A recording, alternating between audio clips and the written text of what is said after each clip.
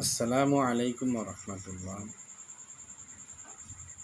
কাৰোবাৰ মৃত্যুৰ সংবাদ শুনিলে মনৰ ভিতৰত কষ্ট আছে, মনৰ ভিতৰত বহুত পৰিশানি আছে, মন ভাল লগা নাই, মনৰ ভিতৰত সদায় অশান্তি হৈ থাকে, তেতিয়া আপুনি এই দোৱা পঢ়িব।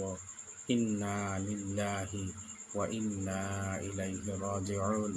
ইন্না লিল্লাহি ওয়া ইন্না ইলাইহি ৰাজিউন। আৰু কাৰোবাৰ কোনো বস্তু হেৰালে, চোৰে বস্তুখিনি লৈ গ'লে, তেতিয়াও এই দোৱা পঢ়িব। ইন্না লিল্লাহি আকৌ মই কৈ আছোঁ, ইন্না লিল্লাহি ওয়া ইন্না ইলাইহি ৰাজিউন। খালি মনে মনে পঢ়ি থাকক। ইনশাআল্লাহ ইনশাআল্লাহ আপোনাৰ বস্তু পুনৰাই আপুনি পাই যাব।